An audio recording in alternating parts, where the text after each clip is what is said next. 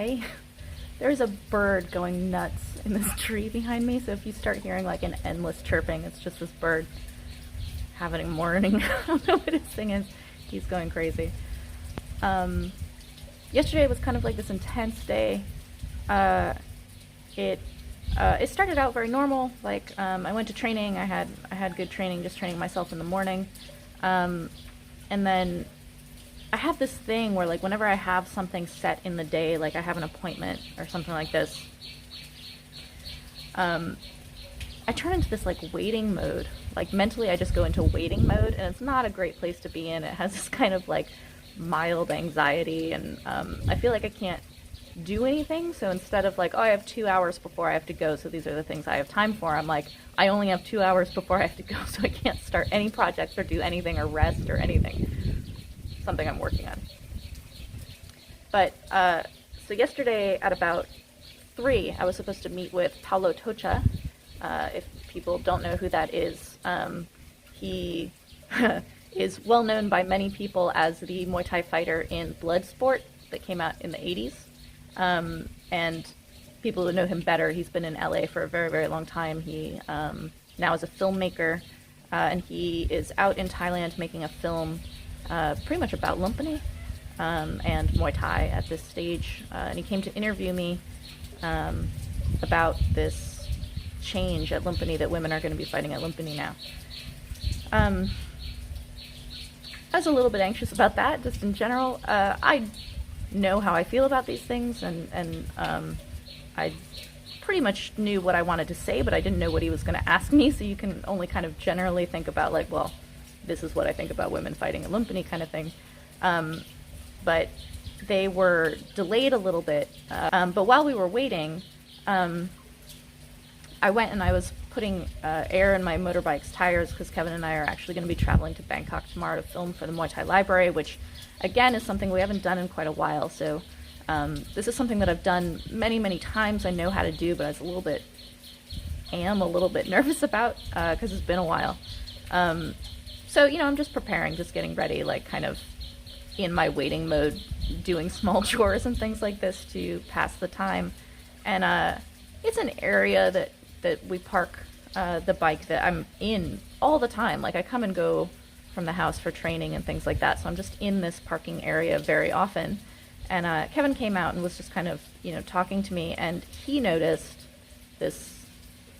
It is honestly a little snake. It was a little snake, but I don't like snakes. And it was like curled up in the corner, like close enough to where the gate opens that I felt like I could shoo it out, like I wouldn't have to catch it and get it out. But I'm trying to like manipulate it with this broom handle to like get it to want to run away from me, slither away from me, I don't know, to like go out the gate.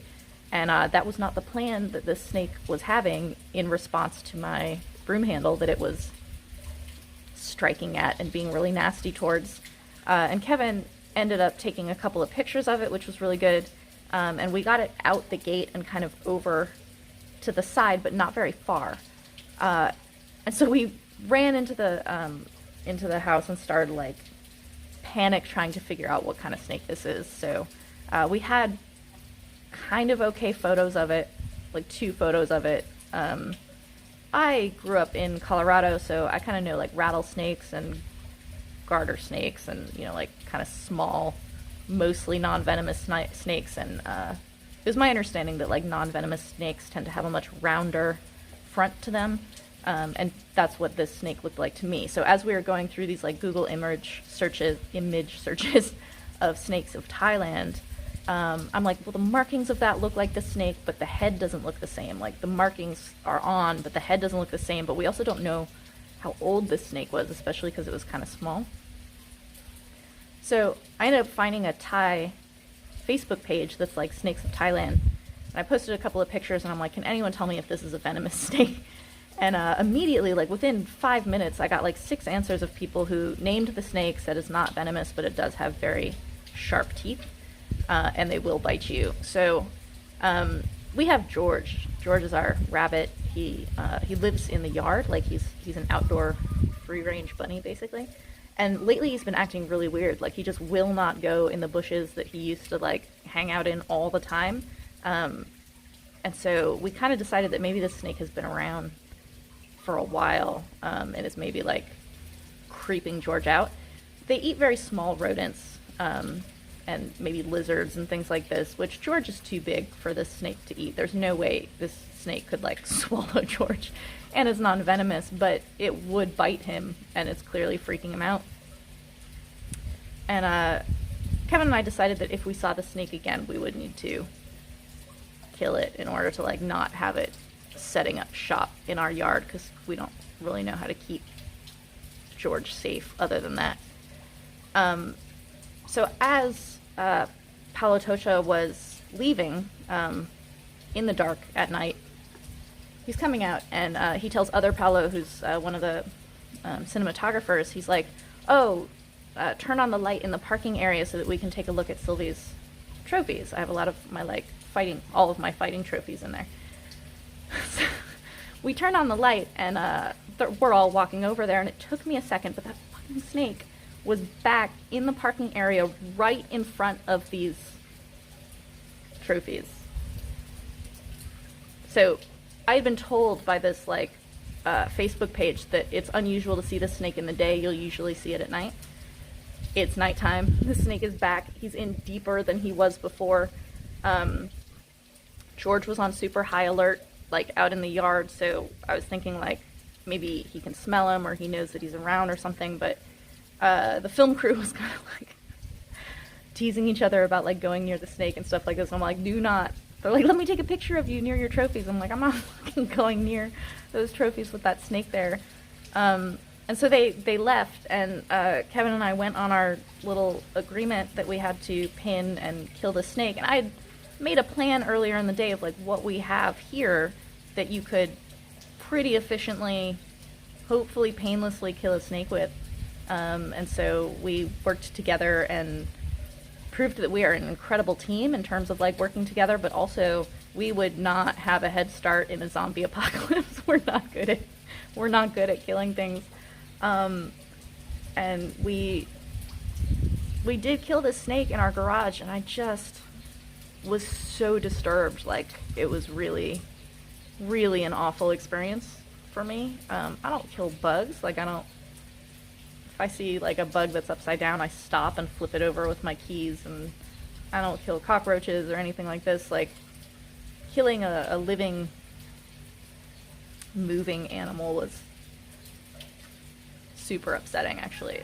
Had like visions of it, the way it was moving, like all throughout the night, and had a couple of nightmares last night and stuff like this. So I feel super shitty about killing the snake, but actually feel like it was, in the long run, probably the correct thing to do to keep George safe. I don't think snakes are ever like only one, so I don't know what to do if we find another one. Like, I don't want to kill another snake at all whatsoever. I've been looking up like kind of ways to keep snakes out of your property, and not to have like wood piles, which we don't really have. We have like a couple of the owner left some like extra building materials over by the gate, so there's like a little bit of stacks of tiles and stuff that maybe are cool hangouts for him, but I've never seen him over there before, so that was like the one-off seeing him in that area. But I assume he's been kind of like around in the bushes that George usually hangs out in, and is not hanging out in anymore. But this morning I got up and I lit some incense, and I said sorry to the snake that our living situation is not one that's like co-inhabitable. And George was relaxed this morning. Like, when I came out and find him, he was laying really, really relaxed. So I think that this snake has been in the yard for a while, maybe the better part of a week or something like this, and I don't want this snake in the yard. So, yeah, I don't feel good about this. I don't like this. But I do stand by my decision. I don't really want to like get better tools. I don't really plan on killing snakes or killing things in the yard anymore, but I definitely don't want to repeat that process that we had last night either. So I don't know. I guess having made the decision in advance was a good thing, and then sticking to it and that kind of thing. But yeah, so this is a vlog about how yesterday was like a highly unusual anxiety-producing day that ultimately I think went very well. I thought that the interview with Paolo was actually good. It's very nice. I got to talk about my favorite thing in the world, which is Muay Thai. So even when I'm anxious, even when I'm very nervous about that kind of like spotlight film crew kind of thing, I know how I feel about Muay Thai, and I know how I feel about being a woman in Muay Thai and things like this. So it becomes very easy very fast because I don't have to bullshit about anything. Everything is very lived and experienced, and I have actual thoughts and feelings about these things that come from a lot of experience. So that was good. And I was actually a little bit proud because Kevin and I are pretty like low level production, but we get better all the time. Our patrons allow us to improve the quality of what we produce all the time, so we can get, you know, like a fill light, better audio. Kevin will get a better camera. Like it really just improves the quality of the content that we're putting out. And where we were going to be filming with Paolo just wasn't conducive. There was too much noise, and it was outside, and it was also like the light was changing. Kevin and I have tried to film things in the evening, and the light just changes so fast. It's really difficult to do. But we were able to like set it up, and Kevin and I have a fill light that I use for my voiceovers for patron library sessions, because we use picture-in-picture.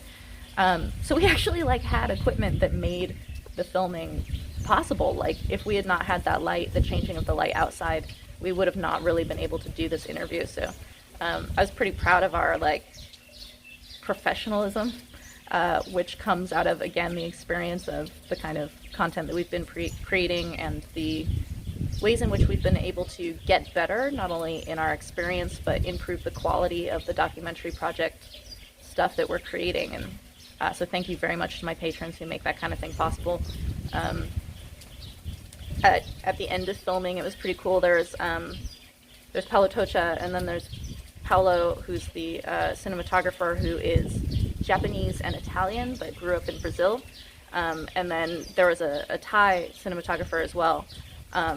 And we have photos of Diesel Noy on our wall. He's my hero, so he's everywhere in the house. And the Thai guy was like imitating Diesel Noy's knees to Paolo, which was awesome. It was very, very cool to see him like pantomime Diesel Noy. Paolo knows who Diesel Noy is, but the two of them kind of looking at the photo and like doing Diesel Noy was very fun for me. I liked that a lot. So that's my babbling, lots of birds and wind vlog about yesterday. Today's Sunday, so it's a rest day. Not really doing much of anything. It's a little overcast, so it's just a really relaxed day. I spent the morning with George, the two of us being chill. No snake freaking him out anymore. And then tonight we'll go pick up the rental car, and tomorrow we're filming for the Muay Thai library. I'm very excited because we're getting Pad Noi. Pad Noi is a legend of legends. He's 70 already, so he's from like pre-Golden Age. He's older than Diesel Noi significantly. He's incredibly charming. If you ever meet Pad Noi, he's just got this like unreal charm. And when we went to Nam Kabun's funeral in Karat, he was there, and he said to me, he's like, you know, Sylvia, if you ever want to come film with me, this is my number, just call me. And I was just like, oh, yes, I will take your phone number and try to come film with you as soon as possible. We've been waiting for things to open up a little bit, but we're going tomorrow, and we'll film with him in the morning, and then hopefully, if everything works out, we'll be filming with Jampatong in the afternoon, who is the younger brother of Gulab Kao, who's already in the Muay Thai library, and Jampatong was actually more famous than his brother. He's known as like the top head kicker, or in Thailand you say neck kicker. He's no joke with that head kick. He knocked out Chumuk Pet with that head kick, which I first heard Jampatong's name because Chumuk Pet was telling me about getting knocked out by him. I was just lights out. So, good things coming. Happy to be adding to the library again. It's been difficult with closures. We haven't really been able to film. But these are two excellent entries, so I hope both go according to plan. I hope that this poor snake is an omen, a good omen, for, you know, the changes that can come out of chaos and things like that.